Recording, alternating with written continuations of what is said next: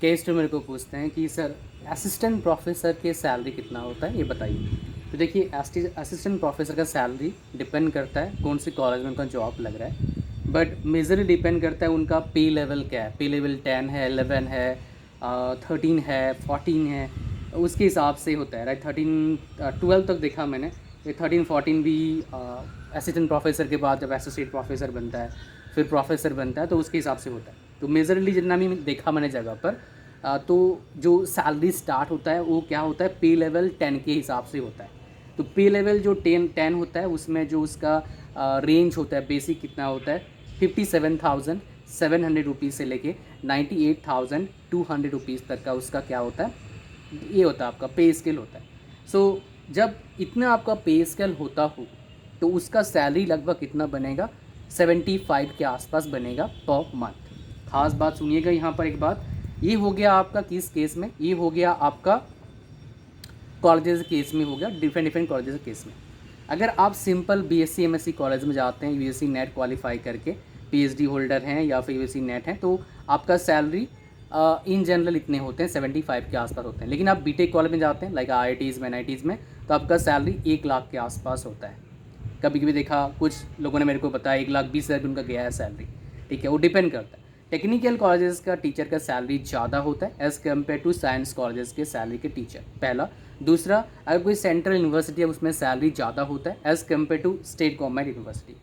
तो जब सैलरी होता है असिस्टेंट प्रोफेसर का, वो रेंज कहाँ होता है आपका, लगभग 70,000 से लेके या 70,000 से लेके या कुछ जगह पर 65 भी होगा जो स्टेट गवर्नमेंट है, जहाँ पर पे स्केल कम है वहाँ पर 70 लगा लो, 70 से लेके 1,10,15,20 तक का सैलरी होगा इन जनरल। इसमें आपका इंजीनियरिंग कॉलेज भी हो गया, मेडिकल कॉलेज भी हो गया और गवर्नमेंट कॉलेज की हो गया। प्लस कुछ जगह पर क्या होता है आपका क्वालिफिकेशन के हिसाब से भी सैलरी होता है। तो अगर आपको असिस्टेंट प्रोफेसर बनना है तो उसका क्वालिफिकेशन भी अलग अलग चाहिए होता है। अगर आपको साइंस में बनना है, कॉमर्स से बनना है, आर्ट्स में बनना है, तो आपको यूजीसी नेट क्वालिफाई करना पड़ेगा और पीएचडी कर लीजिएगा, आपके लिए आसान होगा। लेकिन अगर आपको बनना है किस चीज़ में, आपको बनना है इंजीनियरिंग में, तो वहाँ भी पीएचडी चाहिए होता है। वहाँ पर नहीं चाहिए भाई नेट, वहाँ पर गेट कर लो, एमटेक के बाद पीएचडी करो, डुअल डिग्री कर सकते हैं आप, वो भी तरीका है। अगर मेडिकल में बनना है तो आपको क्या करना पड़ेगा, एमडी करना पड़ेगा, फिर पोस्ट ग्रेजुएट डिप्लोमा करना पड़ेगा। एमडी के बाद इन जनरल मिल जाता है ऑप्शंस आपको क्या करने का, आपको जॉब मिलने, असिस्टेंट प्रोफेसर का जॉब मिल जाता है। बिकॉज मेरे कॉन्टैक्ट के डॉक्टर हैं जो असिस्टेंट प्रोफेसर थे, अभी तो उन्होंने छोड़ दिया, अपने खुद का छोटा हॉस्पिटल लगभग खोल लिया, चैम्बर टाइप का खोल लिया, तो इसलिए उन्होंने छोड़ दिया। सो ये चीज़ें हैं। असिस्टेंट प्रोफेसर का जो लाइफस्टाइल होता है वो काफ़ी अच्छा होता है, साथ में बहुत सारी फैसिलिटीज़ मिलता है आपको। तो अगर ओवरऑल देखोगे तो काफ़ी अच्छा जॉब है, बट एक जो मेरे को लगता है टाइम टेकिंग प्रोसेस होता है, बट स्टेबिलिटी काफ़ी अच्छा रहता है। ठीक है, अगर आपको सरकारी मिलता है। प्राइवेट की बात करोगे तो प्राइवेट के सैलरीज़ का डिपेंड करता है कौन से जगह पर जॉब कर रहे हैं, कैसा वो यूनिवर्सिटी है, कॉलेज है, उनका पेइंग कैपेसिटी कितना है। तो अगर आप अच्छी यूनिवर्सिटी में जाओगे, अच्छे प्राइवेट यूनिवर्सिटी में जाओगे, तो आपका सैलरी वहाँ पर भी आफ्टर पीएचडी एटलीस्ट 70,000 दे देंगे आपको। और वो एमएससी वाले जो हैं उनको मिल जाएगा। अगर आप बीटेक एमटेक पीएचडी करे हो तो आपको 91 लाख तक मिल सकता है, अगर अच्छे जगह से पीएचडी करके आए हो। लाइक आईआईटी से, एनआईटी से करेंगे 10 लाख के आसपास कम बनेगा। अगर 1 लाख मिल रहा है आईआईटी वाले को तो एनआईटी वाले को 90,000 के आसपास मिल जाएगा, वैसा है। ठीक है, तो ये बेसिकली जरिया होता है आपका इस प्रोफेशन में आने का और अपने फ्यूचर को परस्यू करने का। तो ओवरऑल बोलोगे काफ़ी अच्छा मेरे हिसाब से स्कोप रहता है, इसमें आप आ सकते हैं। कुछ बोलते हैं यहाँ पर मेरे को पूछते हैं सर असिस्टेंट प्रोफेसर का जो जॉब होता है उसमें कितने क्लासेस लेते हैं। तो देखिए असिस्टेंट प्रोफेसर क्लासेस जो होता है वो इतना ज़्यादा नहीं होता है। इन जनरल पूरा 7 दिन का होता है, 7 दिन तो होता नहीं, एक दिन छुट्टी रहते हैं, तो 6 दिन का होता है। और मैक्सिमम जगह पर अगर प्राइवेट की बात करेंगे 5 डेज़ वर्किंग होता है। कुछ कुछ गवर्नमेंट में भी टेक्निकल एजुकेशन में 5 डेज़ है और 1 डे जो होता है कुछ अलग काम के लिए रखते हैं।